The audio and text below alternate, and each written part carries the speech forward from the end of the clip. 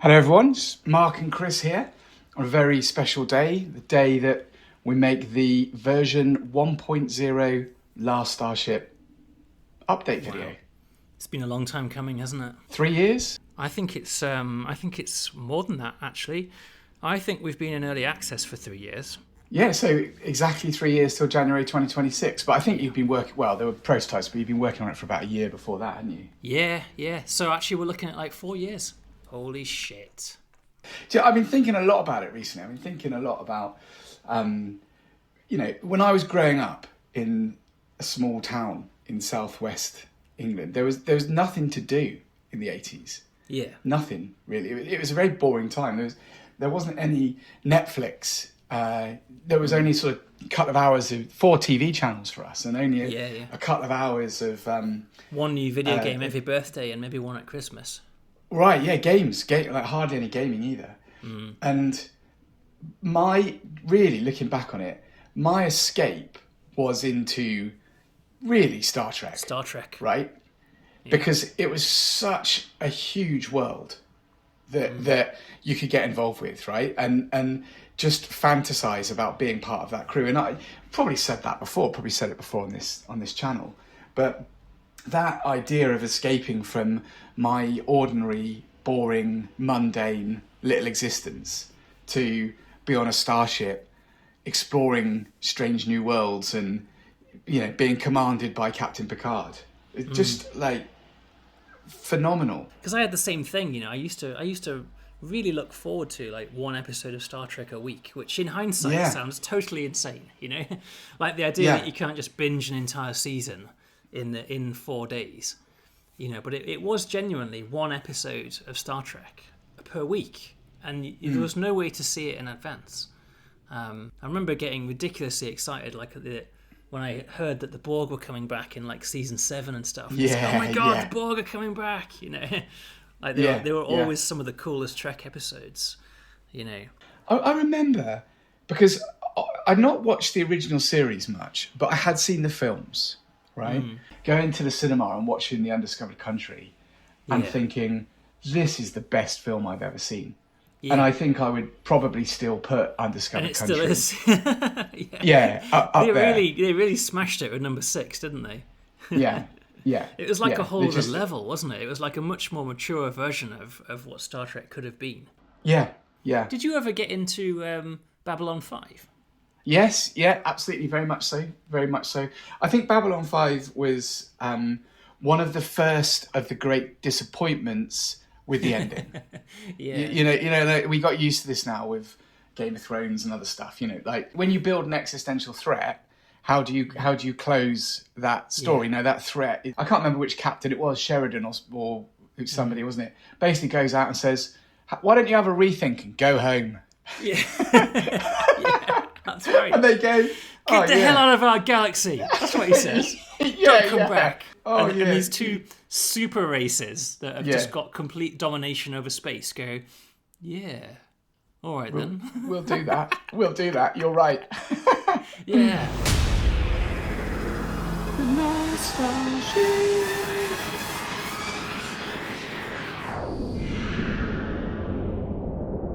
All right, let's have a look at some of those features then, shall we? So here we have a little one of these scenarios I was telling you about. We have a fleet here. Right? We're a bit further in the game. We've got 4 ships. This was the scenario where I started to have issues because it's just a little bit unwieldy, like to kind of say I want you to go there and I want you to go there and I want you to go there. You know what I mean? Yeah. And it's not good. So what I did is I made it so you can take any ship, like say this one, doesn't matter which one, and you just activate this new row of icons, fleet formation mode, right? And you'll notice that all of your ships form up in a line, and as I turn, they will turn with me, right? So each ship, I'm directly controlling this one, and each other ship does its best. Like you see that one that looks a bit like a guitar that you were pointing out earlier. That one is kind of like using all of its thrusters to get into position. Quite cool, right? I mean, they just take up positions around you. I love the way they're sort of it's like rubber banded. It is like they're moving and trying to stay in it. They're not they're not gridlocked. Right. Because it is still a simulation system, right? They're still using their engines and thrusters as best they can. And so if you select a different ship, it just carries on, right? Here we are in this ship, and now this is now the head of the fleet, right? And they're just without skipping a beat, they start following this ship. And it's unbounded as well. So this ship is actually very fast. So if you're an idiot, you can leave your fleet behind, right? So we don't cheat or anything. Like you say, it's not in a grid. It's sort of like they'll do their best to keep up. They'll do their best to fly in formation. And if you don't like it, you can put more engines on your other ships. Yeah, that's right. Yeah, brilliant. That's really cool, man. Yeah. So carrying on with that, then, all of these new icons are new, actually. I mentioned, didn't I, that there was a new docking assistant. This is one of those things that, honestly, people have requested this for a long time. I don't really know why I've been such a holdout on it. I guess I just felt that, like, being able to dock was a key part of being good at this game. Being an astronaut, right? It's like you've got to be able to do it. But we have an FDL hyperdrive and we have fusion reactors. Yeah. So they probably in the toilets, do have powering the waste disposal. So now when you move the ship close enough, I've now taken my hands off the controls completely, and the auto dock system just takes over and does this final little bit of manoeuvring, right, to get everything into position. Right, so I'm not doing anything now. So you can even, you can get your ships roughly close and then just leave them to it, and they'll do their docking. All right, so let's take these 4 ships then to a. I'm going to go here where it says hostiles. We're going to go and pick a fight, because I've got another one to show you out of those fleet controls. Again, this is very much focused on people that have got more than one ship in their fleet. If you've only got one ship in your fleet, this doesn't really make any difference. So here we are in a hostile zone with meteors, and we have some enemy ships. So again, if I activate formation mode, right, my ships will fly with me in formation, and if I activate battle stations mode, they'll fire at nearby ships, but they're still following me in formation, right? And this isn't really how you would typically fight this battle, but at the same time, you don't want to be flicking around all 4 of your ships, giving them individual orders, right? Because it's just a pain. Yeah. So what you can do now is you can activate this thing called Fleet Combat AI. And it says, when enabled, your fleet ships will take care of themselves during combat, moving to optimal weapons range and engaging as best they can. Right? Every ship has got a certain loadout. Like this ship is good on broadside style attacking at relatively medium range. Right? This ship is all forward-facing cannons. So they're going to have very different strategies. So when you turn that feature on and take control of one ship, I'm controlling this guy. The rest of my ships will break away, and there you go. You see them doing their thing, and they'll. Yeah, it's nice, mate. He's firing some power chords down, isn't he? Yeah. And by the time we get to the space battle, it'll probably be over in this ship. It's quite satisfying to watch, and when you've got a whole series of combat vessels, like particularly that one, that one is a killer. Yeah, look at it. It's quite satisfying to watch. It's like a way to make your capability of your fleet, take on another level. And so the battle is finished, right? The enemies have been destroyed, and you'll see that they actually are manoeuvring back into fleet formation. Right? They're each taking up their position in formation again, and they're resuming flying next to us. And there you go. So that's that set of new fleet controls in the top right of the screen. Okay, so onwards then. Let's have a look at interstellar logistics. So I've loaded a game. This is the sort of Factorio industry side. Okay, we're working towards the Stargate project. We're manufacturing parts for our Stargate. It's very common to need a nearly endless supply of minerals and metals and gases, right? All of which are, of course, spread around the star system. Spread around the galaxy. But this is our factory ship. This is not really something that we want to be flying around. You can do it, but this is like our base of operation. It's not what it's designed for, is it? No. Yeah, That's we're the building factory. the Stargate here. This is the factory. So we want our other ships to bring things here. So this ship, for example, is a mining vessel. It's got a lot of mining lasers. It's got a lot of smelters. And typically what we would do is fly to a asteroid belt and do some mining and then bring it back. So what you can do now is we can actually automate that process. And we can completely automate the whole thing. We click on this new icon called Interstellar Logistics. So we go to our Interstellar Logistics screen, and we click on Add Order, and we'll say, I want you to mine, I want you to go to this location down here, NG10, right, which is right in the middle of this rich asteroid belt. And these are the options of what we know could be there. It doesn't know what's there, or I happen to know that there's some copper minerals there. So we can tell it to mine copper minerals. And these are your choices. You can mine like 10 stacks of copper minerals. Okay. Or you can mine just have 10 items on board. Or you can mine for 10 minutes or 5 minutes or something. This is the one that I tend to use. Mine for 5 minutes. When you're done with that, you could sell at NG0, where the shipyard is. Right? Okay. And we'll say, and I'm not going to say copper minerals. I'm going to do something fancy, and I'm going to say copper ingots. Right? Okay. Amount. Where do they come from? All but 0. Right. So before I run that, we've got these smelters on board, right? So I'm going to set these to smelt all the copper minerals into copper ingots. Okay. All right. Automatically. All right. So they're going to do the first step of the production line themselves. Right. They're going to do a little bit of smelting. So I've set that up. Let's go back to our Interstellar Logistics. And this is looking good. We can set this going. So if I just click on the on button, boink, the first command gets highlighted and it starts running the program. So I'm not actually controlling this ship at all now. Okay. It'll automatically make a jump. You'll see there's a little spinning... So we're going to see it just flash out of space. Yeah, oh, there you go, yeah. You see there's a little spinning cog next to the Procyon cruiser now in the list. That means that it's running an automatic program. So it's arrived at the asteroid belt. It will now self-navigate to the nearest copper minerals. I don't actually know where they are. This is so cool. Very cool, isn't it? We don't even have to be watching this, right? I mean, obviously we'll watch it now because we're setting it up. But you want to see it working because I don't quite believe it's going to work. Yeah. So here's some copper minerals, right? Now it's interesting because mining lasers are all on the side of the ship. It doesn't have any forward-facing mining lasers. So, what's it going to do? Oh, it knows what to do. Oh, is it? It knows what to do. It knows what to do. Right?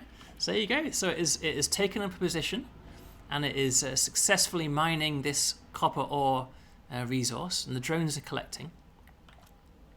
All right, and you'll see that. Don't tell me the smelters are smelting. Smelters are smelting. Right? Yeah, it's all happening. All right. So if we say, and you'll see, this is like living in the future. Yeah, an automated program.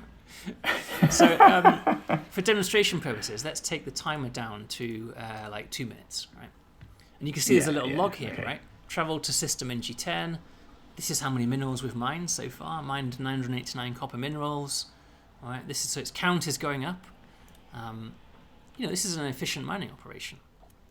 And you can see, actually what I'm going to do as well is I'm just going to change these storage boxes to say copper minerals, and then here copper ingots. It's a good job you did that, because if you didn't do that, the whole thing would have failed. No, it would have been fine. It would have... Would it? It's not a brittle system.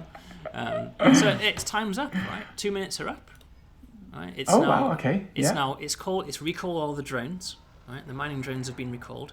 The smelting continues. Right? Now it's making a jump back to the main location. Yeah. Now I've told it the instructions that I've given it are to sell all of our copper ingots to the marketplace. The alternative, you can be more advanced. You can say that I want you to... Will it do it then? Yeah. So you can see there's a trade shuttle arriving. Here's a trade shuttle. Oh, there we go. Yeah. Brilliant. And now the crew will bring across all of the copper ingots, right? And they'll be sold. the same time, you see we've got these hyperspace scoops at the front, right, of the ship. I'd see them. So hyperspace scoops collect isotopes when you're in FTL, when you're traveling through hyperspace. So they're just going to naturally gather loads of isotopes, and then we are refining it here into stable isotopes. It's another critical ingredient in the Stargate project, stable isotopes. Right. But we don't have to do anything to collect this stuff, apart from just be traveling regularly through FTL. Jump, yeah. So in my interstellar logistics screen, though, I can sell all of our stable isotopes at the same time. Right? I can say sell at NG0 stable isotopes, right? All but 0, which basically means all of them. Right? Is there a sell all option? Is there a sell all, or would that not work because you'd sell your crew and everything else on board? Well, it only applies to stable isotopes. At the moment, in the language of this system, all but 0 does mean all of them. Right? No, what I mean is, if I wanted to sell everything on board that ship, sell right? everything. No, Yeah, there's no fine. option. No, there's no, there's no automatic way to sell everything. Okay. Yeah, so if I let that run, they'll continue, and you'll see that they actually sell the stable isotopes as well and transfer them over. Yeah. And the smelting is still occurring, right, whilst all this is happening. So multiple things are occurring at once. So they've now sold all of their available sellable copper ingots and stable isotopes, and they are off. They're back at the beginning of the loop again, right? In a loop. Yeah, brilliant. And so if we switch back to our AG Foundry, right, our Foundry ship, you'll see that our Procyon cruiser is just off doing its own thing. So the typical way to make this work in the game is you go to the trade screen from here, because we've just sold all of our handy stuff. You can go to the trade screen and create an auto order in here for copper ingots, right? So this instruction here says always buy copper ingots if they're available in the marketplace, and if we have less than 10 on board. Right? Yeah, okay. So this is like the other end of the same chain, and it's basically this ship ensuring you see that the ship has always got loads of copper ingots as a result, and we'll never run out because our Procyon cruiser is permanently filling the market with copper. And of course, you can rinse and repeat that same process for all the other minerals that you need. For everything else that you needed. Yeah. We've got a gas collector here, right? We could create instructions for the gas collector to go to this gas cloud and collect all the Metreon gas that's there and bring it back, you know. And, you know, you don't have to sell either. You know, it is perfectly legit to say transfer to, right? And I can say my destination is the AG Foundry, right? So I could say transfer all of my copper minerals, right? All but 0. So what that would do is instead of selling it to the market, the ship would dock with the AG Foundry and transfer over all the copper minerals. It wouldn't, because it would sell it first. Yeah, in this case, it would sell it first. If I deleted that sell But you could, or you could push it up, I suppose. You could prioritise it, right, in the list. Yeah, that's right. It'll always do them in strict order. So if you make it more like this, transfer to AG Foundry copper ingots, all but 0, it will do the same thing, but it will do it as a direct transfer to the Foundry ship. The reason why I don't do that when I'm playing is you tend to stuff your Foundry ship with far too much of everything. You need to have some limits, You don't need all that. You just need to always have a buffer of copper. So this really blows open the automation, you know, and the Stargate project gets very elaborate by the end, and you really do need a lot of minerals. Yeah, let's take a look at some pretty cool designs. All Painless has been making a little set of ships that look like this. Right. This is the new paint system. It looks really cool, doesn't it? Let's just set this up. It does, yeah. So one of the things that we've added now is in the ship editor, there's no longer any restrictions to where you can build or how big. Wow. So, for example, if you wanted to, you know, you can be building like this, like just on the scale of the ship. And previously, this was kind of your limits, like you couldn't easily get larger.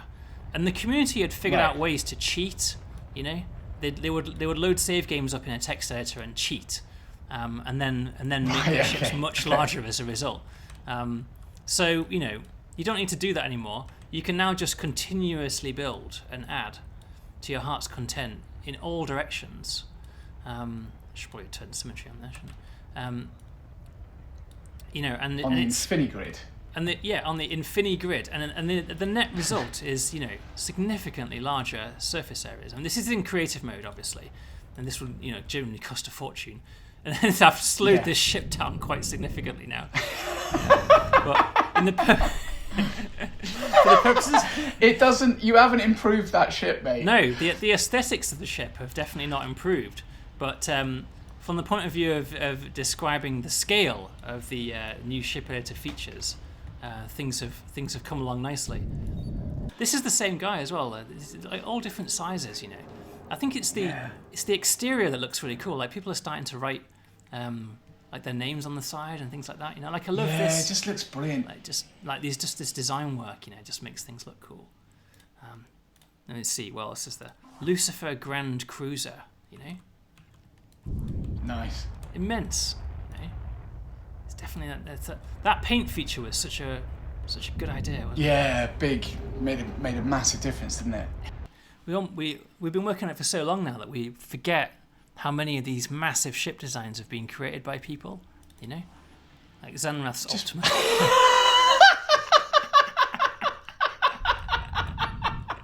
It's pretty cool, right? Oh, I've not seen that before. That minimally is wonderful. functional. Look at that. That's some real paint system abuse. Wonderful. Who's done that? Who is it? It's Zanrath. I think there's a tool out there. I haven't actually used it, but I think there's a tool that lets you sort of paint the ship and then import the paint job, over the top of your Last Starship ship. Very cool stuff. Let's try this one. User 290. That doesn't seem right. Conquest class mothership version 1.1. Right. This is what happens. Conquest class. So this is from someone that before we had updated the ship editor, they cheated. I'm not going to say cheated. Okay. It's not cheating. They modified the save game to allow them to build a ship of any size. Right. This is the result, And this is the size ship that we can now support in the ship editor. The ship editor is now happy to let you build up to this size. But this is such a beast that it barely moves. Yeah, so this is for comparison of scale, this is the starting ship that we often use in our videos, and this is the ship that I just loaded. Look at that. That's quite a difference, isn't it? So that's the 1.0 update video for Last Starship. Obviously, we're going to keep updating this game. It's a massive, complex project, and there's always going to be work to do on it. Expect an update around the spring sale, whenever that's going to be, and continuing updates throughout the year. We've also launched some bundles. We've bundled with some phenomenal games. Cosmetia, Space Haven, and also a game called Prison Architect. Big nod to Paradox for letting us do that. That's really cool. What's that? So you can buy Never heard of it. You can buy 2 Introversion games in one amazing bundle. Yeah. If you're still watching this video, we're right at the end now, which means that you're a deep, deep fan. Little plea for me, we're right on the edge regarding the Steam review category they're in. Take a moment, give us a review on Steam. Single reviews are making a massive difference at the moment, so do that. That's it from us. We will be back in a few weeks. All right.